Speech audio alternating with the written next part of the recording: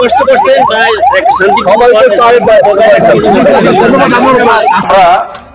অত্যন্ত ব্যথিত দুঃখিত এজন্য যে আমরা আজও যদি আমাদের কানে আসে যে আমাদের প্রিয় নবী, যেই নবীকে আমরা আমাদের হৃদয়ের চাইতে বেশি ভালোবাসি, যেই নবীর জন্য এই দেশ নয় গোটা বিশ্বের লক্ষ কোটি মানুষ জীবন দিতে প্রস্তুত, তারপরও সেই নবীর সামান্য অবমাননা, সামান্য কোন কটূক্তি এইটা আমরা সহ্য করব না।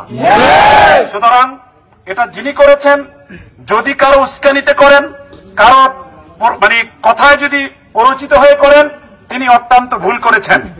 আপনি জানে না, মুসলমান আমরা অত্যন্ত ধৈর্যশীল, আমরা খুবই ধৈর্যশীল, কথা বলেন ঠিক, কিন্তু আমরা ওই রকম ধৈর্যশীল যে যেমন মৌমাছির বাসায় ইচ্ছা করে মৌমাছি কাউকে কামড় দেয় না, কিন্তু মৌমাছিকে যদি কেউ ঢিল ছড়ে তাহলে মৌমাছি তাকে কিন্তু ছেড়ে দেয় না।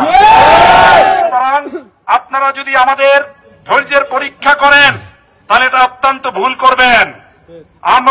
আমরা জানি যে আমাদের বাংলাদেশ ইসলামী শরিয়া মতো চলে না, কিন্তু তারপরেও আমাদের দেশে একটা আইন এবং প্রশাসন রয়েছে। সুতরাং এই প্রশাসনেও আমাদের সংবিধানেও যে আইন আছে, আমাদের রাষ্ট্রীয় আইনে যে বিধান আছে, সেই বিধান মতো যদি তার বিচার করা হয়, সেটাও সর্বোচ্চ বিচার হলো তার ফাঁসি। আমরা এই জানি, কারণ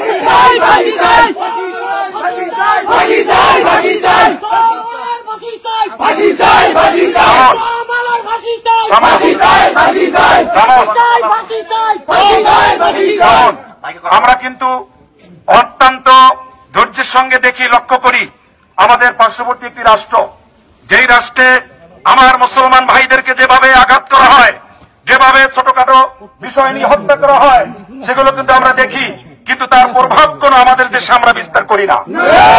আমরা ওই জাতি, যেই জাতি আমাদের ইসলামের বর্ণনা, আমরা হাদিস মানি, আমরা কোরআন মানি, আমরা নবীর আদর্শের বাইরে চলতে চাই না। কাজে আমরা ধর্ম, বর্ণ, জাতি নির্বিশেষে সাম্প্রদায়িক সম্প্রীতি, আপনারা যখন কোন অনুষ্ঠান আসে তখন আপনারা বলেন সাম্প্রদায়িক সম্প্রীতির কথা, কিন্তু অনুষ্ঠান শেষ হয়ে গেলে আপনারা এটা ভুলে যান। সুতরাং আমরা কিন্তু সাম্প্রদায়িক সম্প্রীতির উস্কানি দেই না।